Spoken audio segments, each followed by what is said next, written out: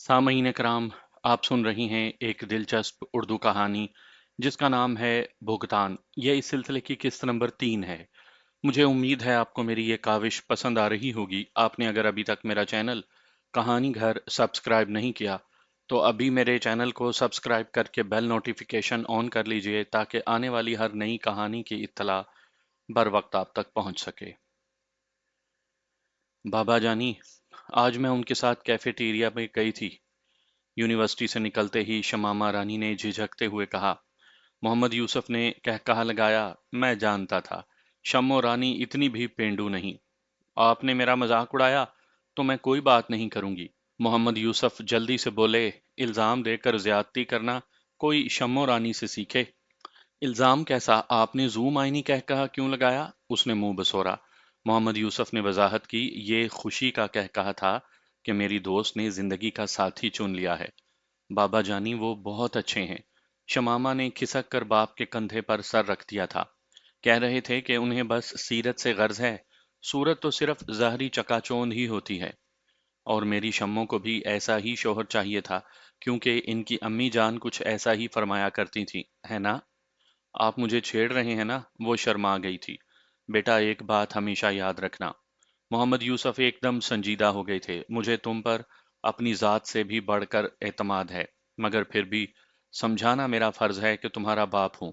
औरत की इज्जत नाजुक आबगीने की तरह होती है, जो जरा सी ठेस भी बर्दाश्त नहीं कर सकता। इसलिए बचपन ही से माएं बच्चियों पर कड़ी नज़र रखना शुरू कर देती हैं, और उसकी गर्जो गायत बेएतबारी नहीं, उनकी देखभाल और हिफाजत होती है। तजर्बे से साबित होता है कि सिनफ नाजुक सोचने के लिए दिमाग से ज्यादा दिल का इस्तेमाल करती है। इसीलिए लड़की की शादी में माँ बाप की मुदाखलत लड़के की शादी से कई गुना ज्यादा होती है। मैं रिवायती बाप नहीं हूँ। मैंने हमेशा तुम्हें औलाद नहीं, दोस्त और करीबी साथी समझा है, और मेरा रवैया हकीकत में हमारे रस्म व रिवाज और सकाफत से बिल्कुल हटकर है। कोई बाप अपनी बेटी के साथ उसकी शादी या होने वाले शोहर को जेर बहस नहीं लाता, मगर मेरी सोच इससे बरक्स है। मैं अपनी बेटी में एतमाद पैदा करना चाहता हूँ, उसे बहादुर और दलेर देखना चाहता हूँ, और ख्वाहिश करता हूँ कि अगर उसकी ज़िंदगी में नासमझी या भूले से कोई गलती हो जाए तो सबसे पहले अपने बाबा जानी को एतमाद मिले। बाकी जहाँ तक शादी का ताल्लुक है, तो औरत को पसंद की शादी की इजाज़त हमारा मजहब देता है, लेकिन उस पसंदीदगी का मतलब ये नहीं कि वो लड़कों के साथ यहाँ वहाँ घूम कर शरीक हयात तलाश करती रहे। बस जो पसंद हो उसका एक बार इजहार कर लेना काफ़ी होता है, और उससे मजीद मेल जोल उसी वक्त बढ़ाना चाहिए जब उसके घर वाले बाकायदा रिश्ता लेकर आएं। तुमसे भी मैं इसी समझदारी की तवक्को रखता हूँ, और बाप होने के नाते एक बार मुझे भी उससे मिलवा देना, क्योंकि तहकीक करना मेरी जिम्मेदारियों में है। अपनी जान से प्यारी रानी मैं किसी को ऐसे ही उठा कर नहीं दे सकता। बाबा जानी, कभी कोई गलती देखना तो अपनी शम्मो रानी की पिटाई के बाद उसे ज़रूर बता देना कि फलां गलती हुई है, ताकि वो गलती को सुधार ले। वो जज्बाती हो गई थी। मोहम्मद यूसुफ मसनूई खफगी से बोले, अब तुम मेरा मजाक उड़ा रही हो। मेरे बाबा जान जैसा बाप दुनिया में किसी लड़की का नहीं होगा। जरा सा उछक कर उसने मोहम्मद यूसुफ के गाल पर अकीदत भरा बोसा दिया और उनके कंधे से सर टिका कर बैठ गई। बिला शको शुबा मोहब्बत करने वाला बाप बेटी के लिए बेहतरीन सरमाया होता है। छुट्टी के बाद वो कैफेटेरिया में कोने वाली मेज पर बैठे थे। मान गए यार, जितना समझा था उससे कई गुना ज्यादा मकार, चालाक और फरेबी हो। अकील ने गुफ्तगू की इब्तदा ही तारीफ नुमा बेइज्जती से की थी। मुआविया के होंठों पर फखरिया मुस्कुराहट नमूदार हुई। तुम जैसों के लिए मुआविया की सलाहियतों का अंदाजा लगाना मुश्किल ही नहीं, नामुमकिन है। अच्छा, नकाब हटवाकर सूरत देखी थी कि नहीं? अकील के लहजे में इश्तियाक छुपा था। पागल थोड़ी हूँ, मुआविया ने मुंह बनाया। इसमें पागलपन कहाँ से आन टपका? अकील ने हैरानी जाहिर की। उसकी आवाज़ बहुत सुरीली और मुतरन्नम है, और उसी आवाज़ के सहारे ही मैं चंद माह उसके साथ गुजारना चाहता हूँ। अगर शक्ल देख ली और वो कुछ ज्यादा ही भद्दी हुई या चेहरे में कोई ऐब हुआ तो उस पर नजर पड़ते ही अपने चेहरे पर जाहिर होने वाली कोफ्त छुपाना मुश्किल हो जाएगा। इसलिए मेरी जान, उसका छुपा रहना ही बेहतर है। अकील ने पूछा, अगर वो खुद दीदार करवाने पर बाजिद हुई तब? तब मैं मना कर दूंगा। कैसे? मोहब्बत के इजहार के बाद महबूब की शक्ल देखने से एतराज बरतना लतीफा ही तो होगा। अपने तईं अकील ने उसे लाजवाब कर दिया था। मुआविया इत्मीनान भरे अंदाज में गोया हुआ, मैंने इजहार मोहब्बत में सूरत के बजाय सीरत पर तरजीह जाहिर की थी। अब कह दूंगा कि अपनी शरीक हयात का चेहरा मैं सुहाग रात को घूंघट उठाकर ही देखूंगा। जब मेरी अव्वलीन तरजीह ही सीरत है, तो सूरत से क्या लेना देना, जैसी भी हो। और यकीन करो, आम खदो खाल रखने वाली और बदसूरत लड़कियां सीरत का राग अलापने वाले लड़कों से फौरन मुतासिर हो जाती हैं। और ये तो असूल है कि जिस शख्स में जो खूबी होती है, उसी पर इतराता है और उसकी तारीफ को हक समझता है। किसी बदशक्ल को मैं हूर, अप्सरा, शहजादी और रानी कहता कितना अहमक और बेवकूफ लगूंगा। इसका अंदाजा तुम जैसा मामूली समझ का आदमी भी कर सकता है। इसके बरक्स मैं सीरत सीरत का राग अलापूंगा ना, तो वो पहले से बढ़कर अपनी नेकी और दीनदारी का ख्याल करने लग जाएगी। और अगर इस सब के बावजूद भी उसे अपना दीदार करवाने का तप चढ़ा, तो एक नज़र में देखने में क्या मुजायका है। दौलत के हसूल के लिए ये कड़वा घूंट भी भर लेंगे। अकील तारीफी लहजे में बोला, तुम्हारी सोच की रसाई मेरी अकल से बैद है जिगर। बिला शक व शुबा तुम कभी मार नहीं खा सकते। मुआविया ने छाती चौड़ी करते हुए कहा, आज उसे बर्गर खिलाए हैं, जूस पिलाया है। चंद दिन और ये इल्तफात होंगे और फिर उसके पर्स का मुंह खुलवाऊंगा। अकील ने अफसोस भरे अंदाज में सर हिलाया। मुझे शमामा रानी से ये उम्मीद नहीं थी। ये तो तुम्हारी साबका महबूबाओं से भी गई गुजरी और बूदी निकली। हालांकि मेरा ख्याल था कि उस लड़की पर तुम्हें सबसे ज्यादा मेहनत करना पड़ेगी। ना तजर्बेकार हो इसलिए ऐसा सोचते हो बेवकूफ। पहले वालियां खूबसूरत और दिलकश थीं। उनका पहला तजर्बा भी नहीं था। और इस गरीब के पास ले दे के एक फरसूदा नकाब ही है, जिसे आज के दौर में कोई घास भी नहीं डालता। तरसी हुई थी किसी लड़के के इल्तफात के लिए, क्योंकि दौलत से तो मोहब्बत नहीं खरीदी जा सकती ना। जबकि लड़कपन की हदूद में कदम रखते ही लड़कियों के सर पर मोहब्बत का भूत सवार हो जाता है। यकीन मानो, अगर शमामा रानी पर मुझसे पहले तुम भी जरा सी मेहनत करते, तो ये पके हुए फल की तरह तुम्हारी झोली में आन गिरती। अकील खुश होता हुआ बोला, मतलब किसी बुर्का पोश को मैं भी पटा सकता हूँ। हाँ, अगर वो वाजिबी शक्ल की हुई तो। वरना कई नकाब ओढ़ने वाले तो चंदे आफताब व महताब होती हैं, और करीबी रिश्तेदार लड़कों ने पहले से अपना नाम मुंतजर अफराद के फहरिस्त में लिखवाया होता है। अब कुछ खाने ही को मंगवा लो, तुम्हारी पुरमगज बातें सुनकर तो दिमाग में मजीद कुछ सुनने की गुंजाइश नहीं रही। और मुआविया ने मुस्कुराते हुए बैरे को बुलाने के लिए हाथ उठा दिया। वो उसकी जिंदगी में आने वाली सबसे खूबसूरत रात थी। मुआविया ने कॉल पर 1 घंटे से ज्यादा बात की थी। उसके ख्यालात जानकर वो अपनी किस्मत पर रश्क कर रही थी। अल्लाह पाक ने उसकी बसात से बढ़कर उसे नवाजा था। ज्यादा गम या बेपाया खुशी हजम करने के लिए आदमी को किसी ऐसे राजदार की जरूरत पड़ती है, जिसके सामने दिल खोल कर रख दिया जाए। खुशी की तशहीर के लिए उसकी नज़र बिस्मा पर पड़ी। चंद दिनों के ताल्लुक ही में वो मुखलिस लड़की उसके बहुत करीब आ गई थी, और मुआविया से बात खत्म करते ही उसने बिस्मा का नंबर मिला दिया। सलाम जवाब के तबादले के बाद बिस्मा ने हैरानी से पूछा, खैर तो है, रात गए कॉल की जरूरत क्यों आन पड़ी? उस दिन गिला कर रही थी कि मैंने मुआविया की बाबत रात को ही कॉल पर क्यों ना सब कुछ बता दिया, और अब कॉल करने पर नाक मुंह चढ़ा रही हो। वो शाकी हुई। शमो रानी, अगर दिमाग का कोई पुर्जा ढीला नहीं है, तो तुम्हें समझ जाना चाहिए कि मेरे इस्तफसार का मतलब नाक मुंह चढ़ाना नहीं। पता है, आज जब मैं क्लासरूम से बाहर निकली, तो मुआविया भी मेरे पीछे पीछे चले आए। उनसे ढेर सारी बातें की। कसम से इतने अच्छे हैं कि मुझे तो अपनी किस्मत पर रश्क आ रहा है। उन्होंने कहा है कि जल्द ही अपने वालदैन को मेरे घर लाएंगे। मजीद फजूलियात में वक्त ज़ाया किए बगैर वो फौरन मतलब की बात पर आ गई थी। तुम्हारे जाने के बाद मुझे घर से कॉल आ गई थी। अम्मी जान की तबीयत खराब थी। मैं यूनिवर्सिटी से निकल आई थी, इसलिए मुझे अंदाजा ना हो सका कि तुम क्या करती फिर रही हो। निकाब पोश हसीना, तुमने ना सिर्फ मेरे हक पर डाका डाला है, बल्कि कई मासूम लड़कियों के दिल तोड़ने की वजह बनी हो। संजीदगी से बात करते करते वो मजाक पर उतर आई थी। वो फखरिया लहजे में बोली, मेरे मुआविया को किसी और लड़की की जरूरत नहीं है मोहतरमा। उन्हें तो शमामा रानी की सीरत से इश्क है। इब्तदा ही में उसने तुम्हारा नकाब उतरवा कर देखा होगा। बिस्मा ने अंदाजा किया। शमामा सूरत से बोली, नहीं, एक बार भी ऐसा नहीं कहा, और ना मेरी शक्ल देखने में दिलचस्पी जाहिर की। यकीन करो, उन्हें मेरी शक्ल सूरत से कोई गर्ज नहीं है। तुम्हारी शक्ल देख ली तो। बिस्मा अपने ख्यालात का इजहार करने लगी। वो काफी देर गपशप करती रही थी। یہاں تک کہ بسما ہی نے تنگ آ کر الوداعی سلام کہا تھا، ورنہ معاویہ کے تذکرے سے تو شمامہ کا دل ہی سیر نہیں ہو رہا تھا۔ محبت کا پہلا احساس اتنا انوکھا، بھرپور اور خوشکن ہوتا ہے کہ انسان بس محبوب کے خیالات ہی میں ڈوبا رہ جاتا ہے۔ دنیا کے باقی کام فضول اور لا یعنی لگنے لگتے ہیں۔ وہ عمر کی 20ویں سیڑھی پر قدم رکھ چکی تھی، لیکن آج تک اس نے جس مرد کو سب سے زیادہ سوچا تھا وہ اس کا پیارا بابا جان تھا، اور اب معاویہ اس کے دل میں داخل ہوتے ہی اس کی ساری سوچوں پر قابض ہو گیا تھا۔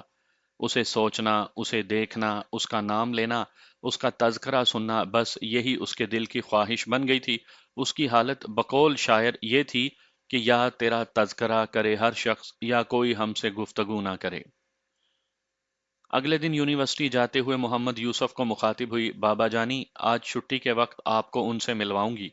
وہ سنجیدگی سے بولے، جانتا ہوں بیٹا، اور ایسا کرنا ضروری بھی ہے، غالباً رات کو اس سے کال پر بھی بات کرتی رہی ہو۔ جی بابا جان، وہ سر جھکاتے ہوئے دھیرے سے بولی، پہلے ان کی کال آئی تھی اور پھر بسما سے گپ شپ کرتی رہی۔ ہم کہتے ہوئے محمد یوسف گہری سوچ میں کھو گئے تھے۔ آپ کو برا لگا؟ شمامہ کا لہجہ اندیشوں سے پر تھا۔ اس کی طرف دیکھتے ہوئے محمد یوسف نے نفی میں سر ہلایا۔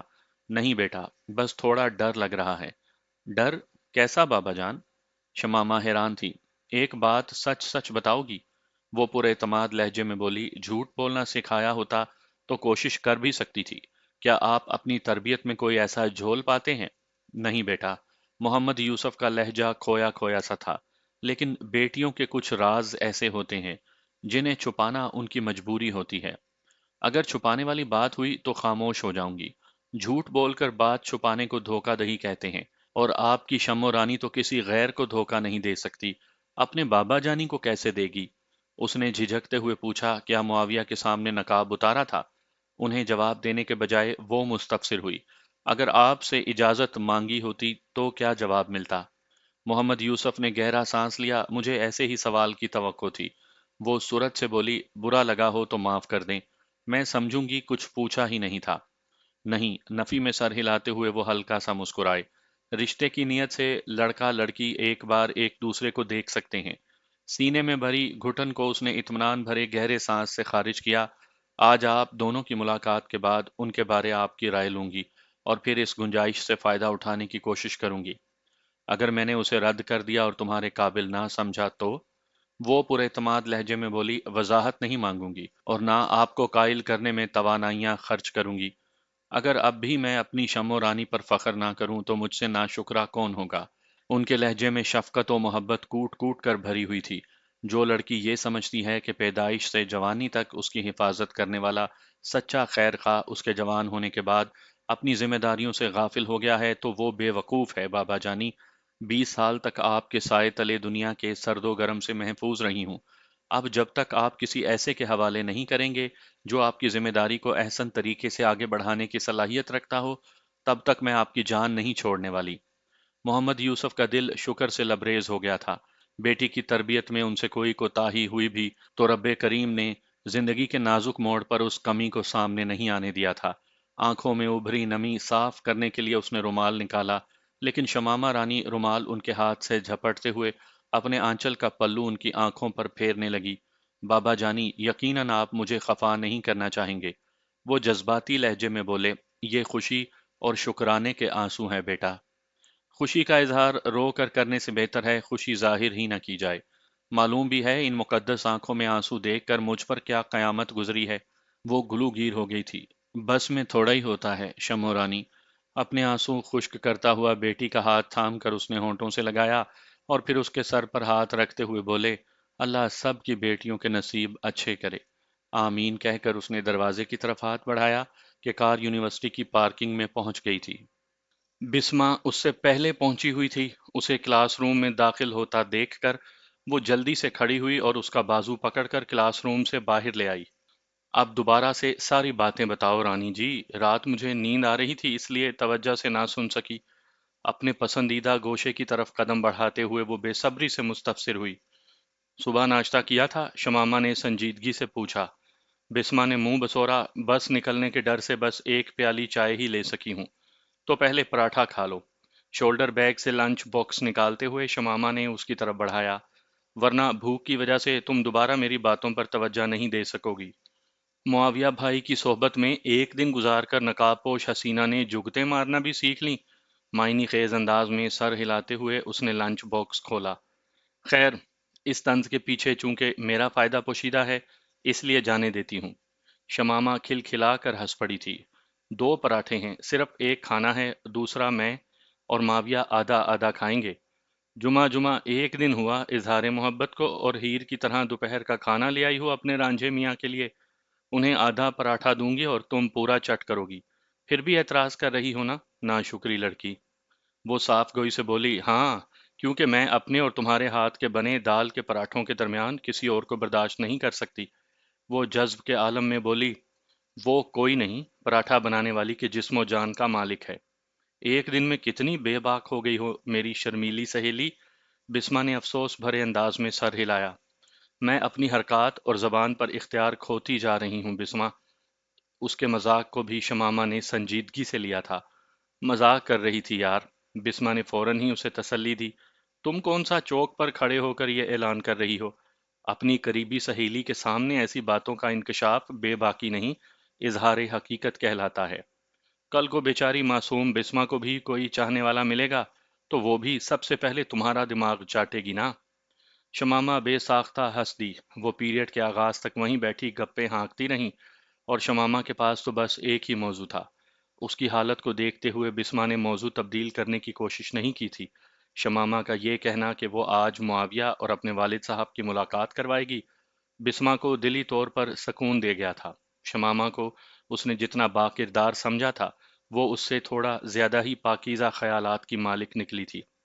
کسی لڑکے کو پسند کرتے ہی اپنے والد صاحب کو بھی اس تعلق سے نہ صرف آگاہ رکھنا، بلکہ لڑکے سے ان کی ملاقات کروانا شریف اور خاندانی لڑکیوں کا خاصہ ہوتا ہے۔ شمامہ کی ذات کے بارے میں اس کے دل کے کسی گوشے میں ایسا ویسا خیال موجود بھی تھا تو اس وضاحت سے بھاپ بن کر اڑ گیا تھا۔ اس دن کوئی خالی پیریڈ نہیں تھا، مگر معاویہ دو پیریڈ کے بعد با اصرار اسے کیفیٹیریا میں لے آیا تھا۔ نشست سنبھالتے ہوئے اس نے دھیرے سے پوچھا، پڑھائی کو قربان کرنا ضروری تھا کیا؟ گویا پڑھائی کی اہمیت مجھ سے زیادہ ہے۔ اس نے خفا ہونے میں دیر نہیں لگائی۔ شمامہ نے گلہ کیا، ایک تو آپ خفا اتنی جلدی ہوتے ہیں، اور میں نے اپنی نہیں آپ کی پڑھائی کی بات کی تھی۔ کیا کروں محترمہ، تم سے گفتگو کیے بغیر چین بھی تو نہیں آتا۔ شمامہ ناز سے مسکرائی۔ بابا جان کہتے ہیں، لڑکی لڑکے کو نسبت طے ہونے سے پہلے یوں ملاقاتیں نہیں کرنی چاہیے۔ معاویہ لہجے میں دنیا جہاں کا درد سموتے ہوئے اداسی سے بولا۔ چچا جان کو ایسا سخت حکم دیتے ہوئے معاویہ غریب کے دل پر بھی ترس نہیں آیا۔ اس نے گھبرا کر کہا، اداس کیوں ہوتے ہو؟ میں اس کا بندوبست کر لوں گی نا۔ مجھے زندہ دیکھنا چاہتی ہو تو بندوبست کرنا پڑے گا۔ اللہ پاک نہ کرے آپ کو کچھ ہو۔ اور وہ گھبرا گئی۔ خالی دعا سے نہیں، دوا سے کام چلے گا رانی جی۔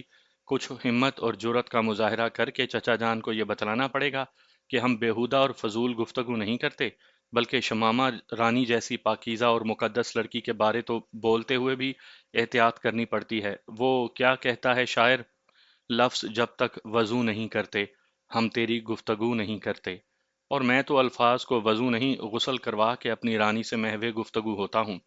آپ بھی نہ۔ وہ شرما گئی۔ وہ لفاظی کرتا ہوا بولا، ویسے شمامہ نام جس نے بھی رکھا ہے نا، خوب سوچ کر رکھا ہے۔ خوشبو، عطر، واہ کیا نام ہے! ساتھ میں رانی کا لاحقہ لگا کر تو رہی سہی کسر بھی پوری کر دی۔ وہ حیا آلود لہجے میں بولی، آپ کو اچھا لگتا ہے میرا نام؟ اس نے معنی خیز لہجے میں جواب دیا، صرف نام نہیں، باتیں بنانا کوئی آپ سے سیکھے۔ اچھا کیا کھاؤ گی؟ معاویہ نے موضوع تبدیل کیا۔ وہ جلدی سے بولی، چائے پیتے ہیں نا؟ خالی چائے؟ معاویہ نے منہ بنایا۔ جانتی ہو نا، جب خوش ہوتا ہوں تو مجھے زیادہ بھوک لگتی ہے، اور جب میرے ساتھ تم ہوتی ہو تو میری خوشی کا کوئی ٹھکانہ نہیں ہوتا۔ شمامہ کے دل نے بے ساختہ کہا، اتنا اچھا اور پیارا بولنا شاید ہی کسی کو آتا ہو۔ بتاؤ نا۔ اسے خاموش پا کر وہ دوبارہ مستفسر ہوئی۔ آج میں نے آپ کے لیے اپنے ہاتھوں سے پراٹھا بنایا ہے، حیا آلود لہجے میں کہتے ہوئے اس نے شولڈر بیگ سے لنچ باکس نکالا۔ کیا کیا یہ میں کیا سن رہا ہوں؟ اس نے فوراً شمامہ رانی کے ہاتھ سے لنچ باکس جھپٹا۔ اس کے لہجے میں ایسی بے ساختگی اور جوش شامل تھا کہ شمامہ معجوب سی ہو گئی تھی۔ لنچ باکس کھولتے ہوئے اس نے بے صبری سے دال کے پراٹھے کو اٹھایا اور پھر ایک دم کچھ یاد آنے کی اداکاری کرتے ہوئے بولا، نہیں ایسے نہیں، تم نے پہلی بار میرے لیے کچھ بنایا ہے، یہ تو میں نہایت اہتمام سے کھاؤں گا، کوئی اتنا خاص بھی نہیں ہے۔ اس کی اداکاری کو حقیقت پر محمول کرتے ہوئے شمامہ شرمندگی محسوس کر رہی تھی۔ تمہارے نزدیک نہیں ہوگا، سمجھی؟ پلاسٹک کے لنچ باکس کو بند کر کے اس نے اپنے قریب رکھا اور بیرے کو اشارے سے پاس بلا لیا۔ جی سر، بیرے نے قریب آ کر پوچھا۔ ایسا کرو، ایک پیزا اور اس کے بعد 2 آم کے جوس۔ بیرا سر ہلاتے ہوئے واپس مڑا۔ اس نے عقب سے آواز دی، اور ہاں، ایک خالی لفافہ بھی لا دو۔ خالی لفافہ؟ بیرے کے لہجے میں حیرانی تھی۔ ہاں یار، خالی لفافہ، اور ہر بات کی وجہ دریافت نہیں کیا کرتے۔ بیرا خفیف انداز میں سر ہلاتے ہوئے دوبارہ چل پڑا۔ وہ ہچکچاتے ہوئے بولی، ابھی کھا لینا، اب اسے لفافے میں کہاں ساتھ پھیراتے رہیں گے؟ معاویہ نے تیکھے لہجے میں جواب دیا، کوئی نہ پوچھے تو مشورہ نہیں دینا چاہیے۔ وہ اداسی سے بولی، اگر پتا ہوتا کہ آپ اتنے خوش ہوں گے تو کوئی ڈھنگ کی چیز تو بنا کر لاتی۔ وہ قربان ہوتے ہوئے لہجے میں بولا، محبوب کے ہاتھوں کی روکھی روٹی بھی ہفتے اقلیم سے بڑھ کر ہوتی ہے۔ اس نے بے اختیار ہو کر کہا، آپ بہت اچھے ہیں، اپنی شمامہ رانی سے بڑھ کر نہیں ہوں۔ اس نے نفی میں سر ہلایا، اور وہ دل ہی دل میں سوچنے لگی کہ جانے اللہ پاک کو اس کی کون سی نیکی پسند آئی کہ رحیم و کریم ذات نے اس کی قسمت میں معاویہ جیسا خوبصورت اور خوش اخلاق لڑکا لکھ دیا۔ جوس پینے کے بعد وہ شمامہ کے کہنے پر کلاس روم میں چلنے پر راضی ہو گیا تھا۔ بیرے کے لائے ہوئے لفافے میں اس نے شمامہ رانی کا دیا ہوا پراٹھا ڈالا اور لفافے کو کوٹ کی اندرونی جیب میں رکھ لیا۔ بسمہ بڑی شدت سے اس کی منتظر تھی۔ آخری پیریڈ تک اسے موبائل فون پر معاویہ کے کئی محبت بھرے پیغامات مل چکے تھے۔ بسمہ کی وجہ سے وہ جواب تو نہیں دے سکتی تھی، البتہ گاہے گاہے سر گھما کر معاویہ کی جانب چاہت بھری نظروں سے دیکھ لیتی۔ اس کی دیوانگی کو دیکھتے ہوئے شمامہ کو سمجھ میں نہیں آ رہی تھی کہ کیسے اسے اپنا دل چیر کر دکھائے۔ وہ بھی اس سے اتنا ہی پیارا اور عزیز تھا۔ چھٹی ہوتے ہی اس نے نشست سے اٹھنے کی کوشش نہیں کی تھی۔ اس کی وجہ سے معاویہ بھی بیٹھا رہا، چونکہ بسمہ کو اس نے بتا دیا تھا کہ وہ معاویہ کو والد صاحب سے ملوائے گی، اس لیے وہ اس کا انتظار کیے بغیر باہر نکل گئی۔ میرا خیال ہے رانی جی کو مظلوم معاویہ پر ترس آ گیا ہے کہ چند لمحات کی ملاقات بخش دی۔ تمام کے باہر جاتے ہی معاویہ رومانوی لہجے میں بولا، ملاقات کے لیے نہیں رکی جی، آپ سے ضروری کام ہے۔ شوخ لہجے میں کہتے ہوئے وہ کھڑی ہو گئی۔ تھوڑا سا تو رک جاؤ نا، معاویہ یوں بولا تھا جیسے شمامہ کے رکنے پر ہی اس کی زندگی کا دار و مدار ہو۔ وہ معنی خیز لہجے میں بولی، چلے نا، آج میں اپنی مستقل ملاقات کا بندوبست کرتی ہوں۔ سچ؟ معاویہ خوشی کا اظہار کرتا ہوا اس کے ہمراہ چل پڑا۔ اب ذرا یہ بھی بتا دو کہ یہ ہوگا کیسے؟ تھوڑا سا صبر نہیں کر سکتے؟ اس نے چاہت بھرے لہجے میں معاویہ کو ڈانٹا۔ سچ کہتے ہیں محبت سے دور ہی رہنا چاہیے۔ مجھے کس نے کہا تھا دل لگانے کو؟ معاویہ منہ بسور کر خود کو کوسنے لگا۔ شمامہ کھل کھلا کر ہنس دی۔ اتنی دیر میں وہ کار پارکنگ میں پہنچ گئے تھے۔ شمامہ نے اپنے والد کو دیکھ لیا تھا۔ وہ معاویہ کو ساتھ لے کر اسی جانب بڑھ گئی۔ محمد یوسف بھی کار سے نکل کر باہر آ گئے تھے۔ معاویہ، یہ ہیں میرے بابا جانی، جو دنیا کے سب سے اچھے، پیارے اور عظیم بابا جان ہیں۔ یہ کہہ کر وہ محمد یوسف کی جانب متوجہ ہوئی۔ بابا جانی، یہ معاویہ ہیں، تمہارے والد، اور ڈرائیور کی وردی میں؟ معاویہ ششدر رہ گیا تھا۔ تم مذاق کر رہی ہو یا مجھے سمجھنے میں کوئی غلطی ہوئی ہے؟ مذاق کیسا معاویہ، یہ میرے بابا جانی ہیں اور مجھے فخر ہے کہ میں ان کی بیٹی ہوں۔ معاویہ کا حیران ہونا اس کے لیے انوکھا ہی تھا۔ تم ڈرائیور کی بیٹی ہو؟ معاویہ متوحش انداز میں چلایا۔ ہاں، مگر آپ غصہ کیوں کر رہے ہیں؟ شمامہ روحانسی ہونے لگی۔ کیا حال ہے بیٹا؟ اسی وقت محمد یوسف نے مسافے کے لیے اس کی جانب ہاتھ بڑھایا۔ ٹھہرو بڈھے، نخوت بھرے انداز میں ہاتھ اٹھا کر وہ شمامہ کی جانب متوجہ ہوا۔ تم ایک ڈرائیور کی بیٹی ہو؟ مجھے یقین نہیں آتا۔ آپ بابا جان سے کس لہجے میں بات کر رہے ہیں؟ شمامہ ہکا بکا رہ گئی تھی۔ بکواس بند کرو، بھاڑ میں جاؤ تم اور تمہارے ڈرائیور بابا۔ حد ہوتی ہے بے شرمی و بے حیائی کی۔ اور بڈھے، تم اپنی بیٹی کو لگام نہیں دے سکتے؟ اس بد شکل کو برقع پہنا کر امیر لڑکوں کو پھنسانے پر لگایا ہوا ہے۔ غصے کی شدت میں اس کے منہ سے الٹی سیدھی باتیں نکلنا شروع ہو گئی تھیں۔ شمامہ کاٹو تو بدن میں لہو نہیں کی زندہ مثال بنی کھڑی تھی۔ اس کے دماغ میں آندھیاں نہیں جھکڑ چلنا شروع ہو گئے تھے۔ معاویہ کے اس روپ کے بارے میں تو اس نے خواب میں بھی نہیں سوچا تھا۔ بیٹا، یقیناً آپ کو کوئی غلط فہمی ہوئی ہے۔ ٹھنڈے مزاج کے محمد یوسف بات کی تہہ تک پہنچ گئے تھے۔ دوبارہ بیٹا کہا تو تھوبڑا توڑ دوں گا۔ معاویہ علی صدیقی صاحب کہہ کر مخاطب کرو، چند ٹکے کے ڈرائیور ہو، اپنی حیثیت پہچان کر زبان کھولا کرو۔ وہ مزید بگڑ گیا تھا، اس کی سمجھ میں نہیں آ رہا تھا اتنی بڑی غلطی اس سے ہوئی کیسے تھی۔ جس لڑکی کو وہ سیٹھ زادی سمجھ کر ناز برداریوں میں مشغول تھا، وہ ایک ڈرائیور کی بیٹی نکلی تھی۔ اس سے بڑا مذاق اور کیا ہو سکتا تھا؟ میں سیٹھ عبد الکریم صالح کا ڈرائیور ہوں، تمہارا نہیں۔ اس کی بےہودہ گوئی محمد یوسف سے زیادہ دیر برداشت نہیں ہوئی تھی۔ معاویہ چلایا، تم جیسوں کو ڈرائیور رکھنا بھی میں اپنی توہین سمجھتا ہوں، احمق بڈھے۔ دولت مند ہونے کا مطلب یہ نہیں کہ تم بولنے کی تمیز کھو بیٹھو۔ محمد یوسف کو بھی غصہ آ گیا تھا۔ ڈرائیور ہو تو لہجہ بھی ڈرائیوروں سا رکھو۔ معاویہ نے اس کے گریبان میں ہاتھ ڈال کر جھٹکا دیا۔ میں سیٹھ محمد علی صدیقی کا بیٹا ہوں، سمجھے؟ معاویہ، ششدر کھڑی شمامہ ہڑبڑاتے ہوئے ہوش میں آئی اور اس نے معاویہ کے چہرے پر تھپڑ رسید کر دیا۔ جان سے پیارے بابا جانی کی توہین اس سے برداشت نہیں ہو سکی تھی۔ تمہاری یہ جرت کہ معاویہ پر ہاتھ اٹھاؤ، 2 ٹکے کی بد چلن عورت، تمہاری یہ ہمت! محمد یوسف کو ایک جانب دھکا دیتے ہوئے وہ خطرناک ارادے سے شمامہ کی جانب بڑھا، جو خوف، ذلت اور غصے کی شدت سے کانپنے لگ گئی تھی۔ چڑی سا دل اور موم سے اعصاب رکھنے والی معصوم اور کمزور لڑکی کے سوچنے سمجھنے کی صلاحیتیں جواب دے گئی تھیں۔ ان کا شور شرابہ سن کر کافی طلباء اکٹھے ہو گئے تھے۔ اب تک ان کی سمجھ میں اس جھگڑے کا سر پیر نہیں آیا تھا۔ عقیل بھی اپنی موٹر سائیکل پر بیٹھا معاویہ کا منتظر تھا۔ معاویہ کو غصے میں دیکھتے ہوئے وہ بھی قریب آ گیا تھا۔ چونکہ وہ اس کی کہانی سے پہلے سے واقف تھا، اس لیے اسے سارا قصہ سمجھنے میں کوئی مشکل پیش نہیں آئی تھی۔ پہلے تو وہ خاموش کھڑا جھگڑا ختم ہونے کا انتظار کرتا رہا، مگر جوں ہی بات بڑھتے دیکھی تو اس نے آگے بڑھ کر معاویہ کو تھام لیا۔ معاویہ، کیا کر رہے ہو؟ ہوش کے ناخن لو۔ چھوڑو مجھے، بتاتا ہوں اس حرافہ کو کہ کیسے معاویہ علی صدیقی پر ہاتھ اٹھاتی ہے۔ آوارہ، بدکار، بازاری! معاویہ کے منہ سے مغلظات کا طوفان ابل پڑا تھا۔ بد شکل گھناؤنی کی منحوس صورت دیکھو، اور معاویہ علی صدیقی کے ساتھ شادی کے سپنے دیکھو تو صحیح۔ معاویہ، ٹھنڈے ہو جاؤ یار، سب ٹھیک ہو جائے گا۔ اسے مضبوطی سے پکڑتے ہوئے عقیل نے محمد یوسف کو آواز دی، جو معاویہ کے دھکے سے زمین پر گرنے کے بعد بڑی مشکل سے کھڑے ہو پائے تھے۔ چچا جان، پلیز آپ یہاں سے چلے جائیں، یہ غصے میں پاگل ہوا ہے اور کچھ بھی الٹا سیدھا بکواس کر رہا ہے۔ عقیل کی بات سنتے ہی وہ بیٹی کی جانب بڑھے، جو لرزتی کانپتی سہمے ہوئے انداز میں معاویہ کو دیکھ رہی تھی۔ اس کی سمجھ سے معاویہ کا غیظ و غضب باہر تھا۔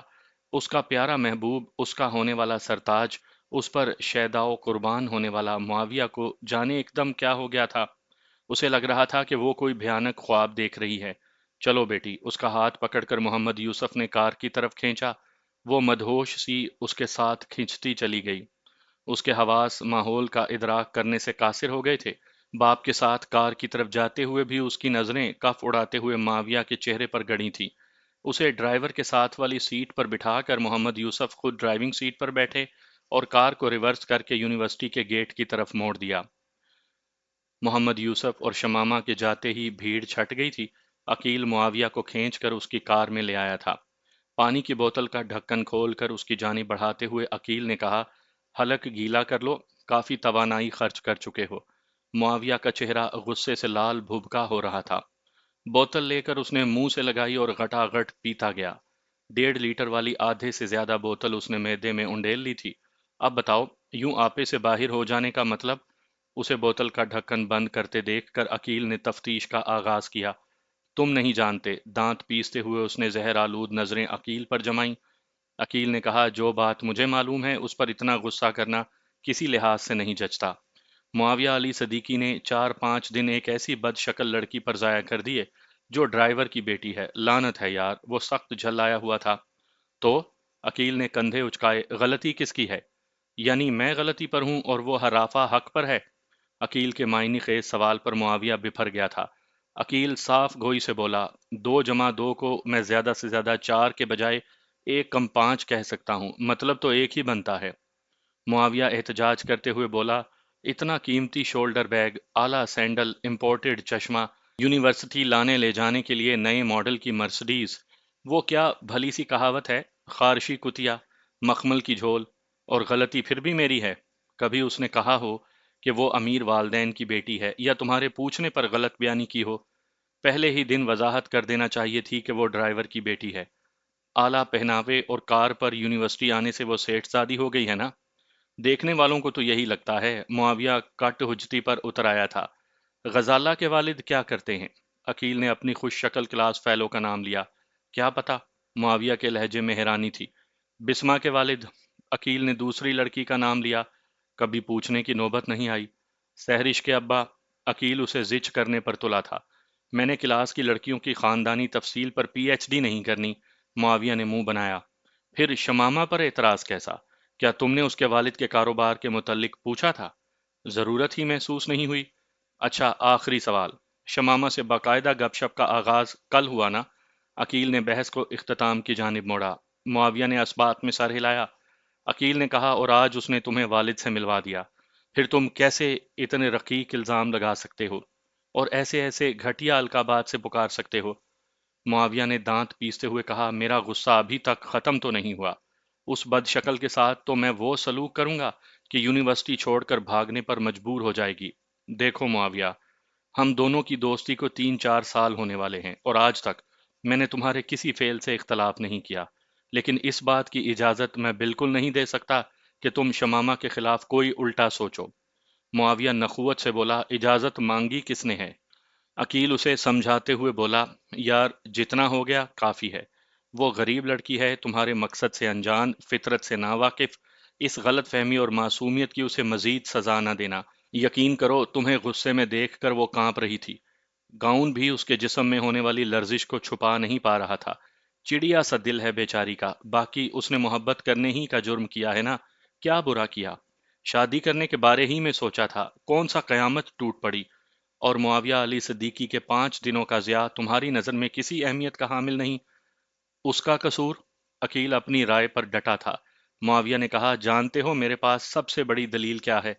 मुझे नहीं लगता कि तुम्हारे पास कोई ऐसी दलील होगी जो मुझे कायल कर दे। मुआविया अली सदीकी का किसी को नापसंद करना हर दलील से बढ़कर अहम है। अकील ने मुंह बनाया। यह सिर्फ तुम्हारे नज़दीक अहम हो सकता है। वो खुद गर्जी से बोला, मेरी जिंदगी में सबसे पहले अपनी तरजीहात और ख्वाहिशात का नंबर आता है। इस लड़की की वजह से मुझे तौहीन महसूस हुई है, बल्कि उसके गरीब होने के इंकशाफ ने मुझे अपनी ही नज़रों में शर्मिंदा कर दिया। अब मैं उसे कैसे बख्श सकता हूँ? क्या करोगे? जल्द ही देख लोगे। मुआविया ने चाबी घुमाकर कार स्टार्ट की। अकील खामोशी से बाहर निकल गया। उसने अपनी बसात के मुताबिक शमामा की तरफदारी कर ली थी। मजीद उसे ना तो शमामा से कोई लगाव था और ना ही मुआविया की कड़वी कसीली बातें बर्दाश्त करने का शौक। यूनिवर्सिटी से निकलकर मोहम्मद यूसुफ ने शमामा की जानिब देखा। वो खामोशी से सर झुकाए बैठी थी। वो सामने देखने लगे। उसे गुस्से पर काबू पाने में चंद मिनट लगे थे। जल्द ही गुस्से को दूर झटक कर वो सूरत हाल का जायजा लेने लगे। उसके दिमाग में काफी सवाल गर्दिश कर रहे थे, लेकिन शमामा की हालत ऐसी नहीं थी कि उसे इस्तफसार की जुरत होती। वो अपनी बेटी के मिजाज शनास थे। शमामा रानी निहायत जूदरंज, हसास और डरपोक थी। सड़क किनारे गन्ने के रस वाली रेड़ी देखकर उसने कार रोकी। अपने और शमामा के लिए रस का बताकर वो सीट से टेक लगाकर बैठ गए। रेड़ी वाले ने 2 बड़े गिलास गन्ने के रस उन्हें थमा दिए। खिलाफे तवक्को शमामा ने बगैर तरद्दुद के रस का गिलास थाम लिया। गिलास खाली करके मोहम्मद यूसुफ ने गिलासों के साथ मतलूबा पैसे भी रेडी वाली की तरफ बढ़ा दिए। इग्निशन में चाबी घुमाने के साथ उसने हौसला मुजतमा करते हुए गुफ्तगू का आगाज कर दिया। मेरे बारे उसकी लाइल्मी इत्तफाकी थी या तुम्हारी कोशिशों की मरहून मिन्नत? जवाब के लिए उसे ज्यादा इंतजार नहीं करना पड़ा था। जल्द ही शमामा की भर्राई हुई आवाज उभरी, आपको क्या लगता है? वो तयक्कुन से बोले, मेरी बेटी किसी से गलत बयानी नहीं कर सकती। फिर पूछा क्यों? उसका गुस्सा मेरी समझ से बाहर था। मोहम्मद यूसुफ ने सवाल तब्दील किया। वो साफ गोई से बोली, मेरे भी। तुमने कहा था कि कदम बढ़ाने में पहल उसने की थी। अब भी यही कहूंगी। यकीनन इस कार को देखकर उसे गलत फहमी हुई होगी। मोहम्मद यूसुफ ने अंदाजा लगाया। रहीला बाजी का पर्स, उनके सैंडल, इंपोर्टेड चश्मा और कीमती घड़ी, इन तमाम अशिया के होते हुए उसका गलत फहमी में मुब्तला होना अनोखी बात नहीं। तुम्हें बातचीत के आगाज में बात साफ कर देनी चाहिए थी। मोहम्मद यूसुफ के लहजे में तनबीह का उनसर नापैद था। जरूर करती, अगर लगता कि वो मुझे दौलतमंद समझकर ताल्लुकात बढ़ाने की कोशिश कर रहा है। वो तो बस मेरी सीरत के कसीदे पढ़ता रहा, बल्कि उसने तो मेरा चेहरा देखने में भी जरा भी दिलचस्पी जाहिर नहीं की थी। और मैं गलत फहमी में मुब्तला हो गई کہ امی جان میرے لیے جس قسم کے لڑکے کی تمنائی تھی ایسا مجھے مل گیا۔ آخری فقرہ کہتے ہوئے وہ گلوگیر ہو گئی تھی۔ بہرحال جو ہو گیا اس پر مٹی ڈالو۔ محمد یوسف نے بحث کو ختم کرنا چاہا۔ ایک دو لمحے کی خاموشی کے بعد شمامہ سسکی، بابا جانی آپ اپنی شمو رانی کو معاف کر دیں گے نا؟ کس غلطی پر؟ محمد یوسف کے ہونٹوں پر مسکراہٹ رینگی۔ نہ صرف میرا انتخاب غلط تھا بلکہ اس وجہ سے آپ کی توہین بھی ہوئی۔ بابا جان میں شرمندہ ہوں۔ یہ معذرت چاہنا ہی غلط ہے جبکہ طے ہو گیا تھا کہ تمہارے انتخاب کی منظوری میری اجازت کے تابع رہے گی، اور مجھے وہ لڑکا پسند نہیں آیا، اس لیے مجھے اپنی بیٹی کے لیے اس کا رشتہ قبول نہیں ہے۔ قصہ ختم۔ قصہ ختم نہیں ہوا، شروع ہوا ہے بابا جان۔ میں خود کو کبھی معاف نہیں کر پاؤں گی۔ میری وجہ سے اس ظالم نے آپ کا گریبان تھاما، آپ کی توہین کی، گالیاں بکیں۔ اگر مجھے اپنے دل پر قابو ہوتا اور میں کسی امیر لڑکے میں دلچسپی نہ لیتی تو کیا یہ حادثہ ہوا ہوتا؟ وہ نہ جانے کس سے خفا تھی، معاویہ سے، خود سے، اپنی قسمت سے، یا تینوں سے؟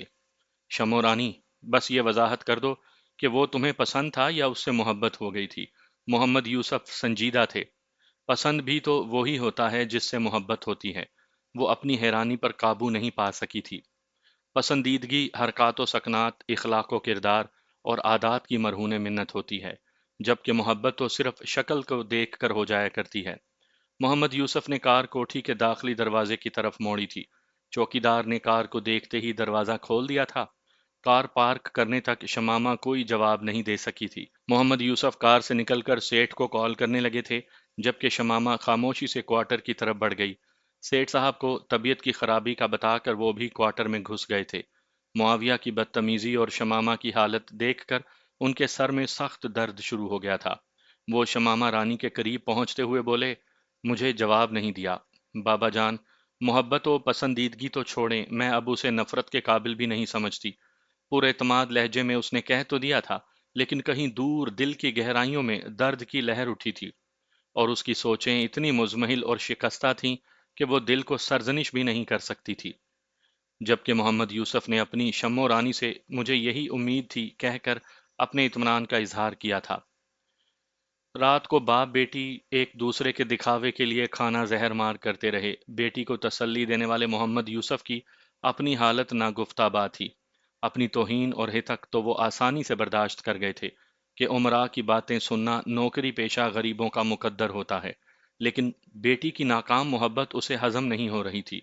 زندگی میں پہلی بار شمامہ نے کسی لڑکے میں نہ صرف دلچسپی ظاہر کی تھی بلکہ اسے والد سے ملانے بھی لے آئی تھی، اور اس کا صاف مطلب یہی تھا کہ اس نے اپنے لیے شریک حیات پسند کر لیا تھا۔ اب یہ اس کی سادگی، معصومیت اور بھول پن ہی تھا کہ نادانستگی میں اسے ایک عیار، مطلبی، ظالم اور خود غرض شخص ٹکرا گیا تھا۔ معاویہ کے بات کرنے کے انداز سے محمد یوسف جان گئے تھے کہ وہ بیمار ذہنیت اور گھٹیا کردار کا مالک تھا۔ ایسے آدمیوں کے نزدیک ہر رشتے اور تعلق کی پیمائش دولت ہوتی ہے۔